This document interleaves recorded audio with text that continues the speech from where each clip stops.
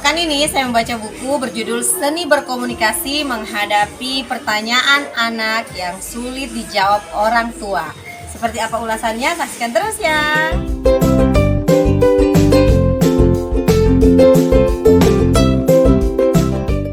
Pernah nggak menerima pertanyaan, "Ma, aku asalnya dari mana? Ma, waktu aku dalam perut atau dalam rahim, aku bernapasnya kayak gimana? Lalu, Ma, meninggal itu apa? Pak, keuangan itu apa?" Dan berbagai pertanyaan tentang beragam topik dari anak-anak. Pertanyaan-pertanyaan ini kadang bikin orang tua atau orang yang lebih tua dari anak-anak tersebut menjadi bingung.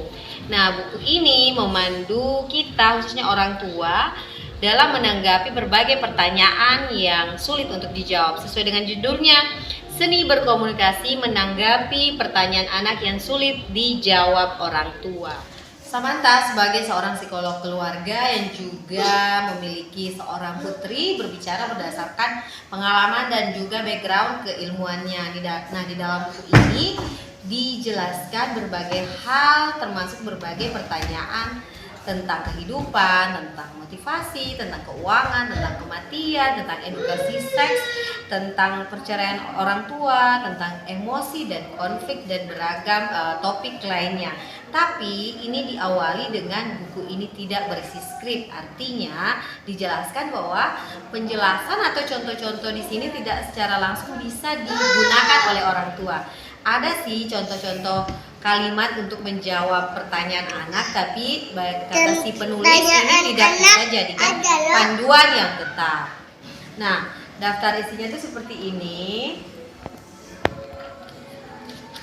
Terdiri dari 189 halaman. Nah, di sini secara gamblang dijelaskan bahwa anak setiap harinya, setiap bulannya mengalami perkembangan kognitif yang pesat, apalagi kalau mendapatkan stimulasi yang sesuai dengan perkembangan usianya. Nah, karena perkembangan kognitif yang terus bertumbuh itulah anak semakin penasaran, semakin ingin tahu, ada aja yang ingin ditanyakannya. Dan itu juga saya alami sendiri. Sekarang Salah menuju udah 4 tahun dan bahkan 2 tahun lebih menuju 3 tahun sudah banyak pertanyaan-pertanyaan yang kadang membuat saya bingung dan saya mencoba menjawab sebisa yang saya ketahui. Bahkan saya pernah berkata bahwa ini belum tahu, nanti kita cari sama-sama. Tapi saya berusaha untuk betul-betul mencarinya karena itu bagian penting ya, kita tidak membohongi anak. Karena ketika kita udah berjanji, yuk kita cari sama-sama, lalu artinya kita harus mencarinya juga.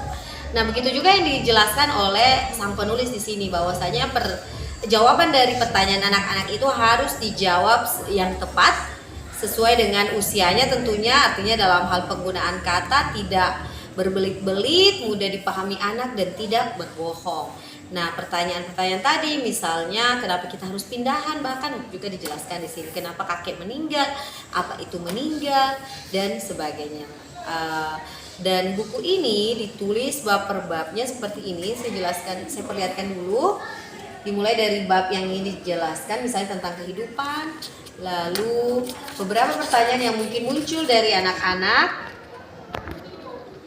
lalu penjelasan berdasarkan pengalaman dan juga latar pengetahuan atau pendidikan dari sang penulis. Di sini saya ingin meng-highlight beberapa hal.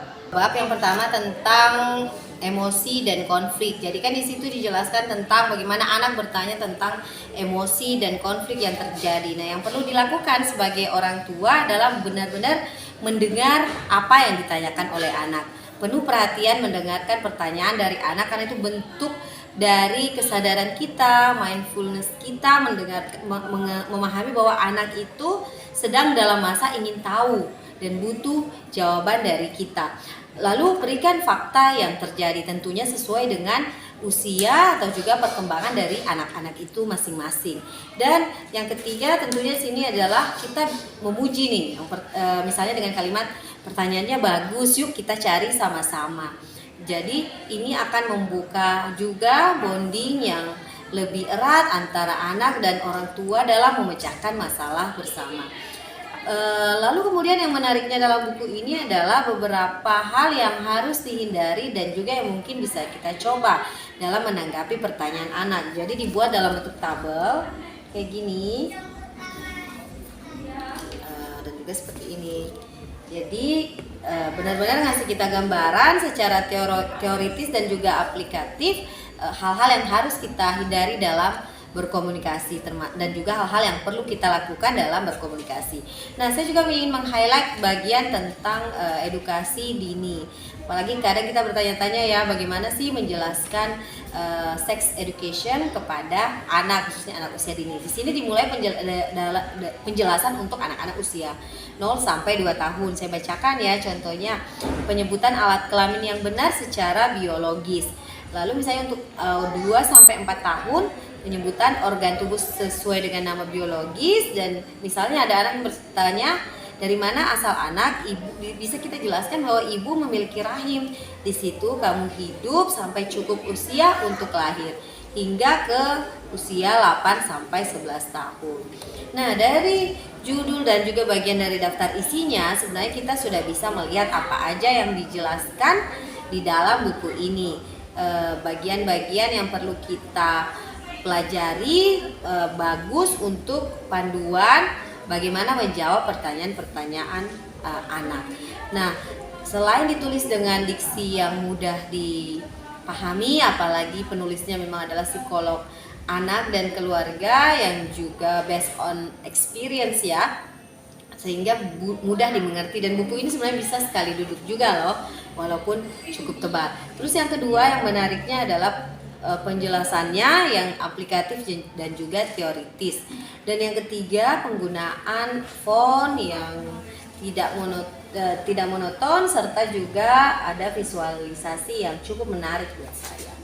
Dan buku ini saya rekomendasikan apalagi untuk teman-teman, orang tua, atau kalian yang ingin bergelut atau memahami lebih dalam dunia parenting atau pengasuhan.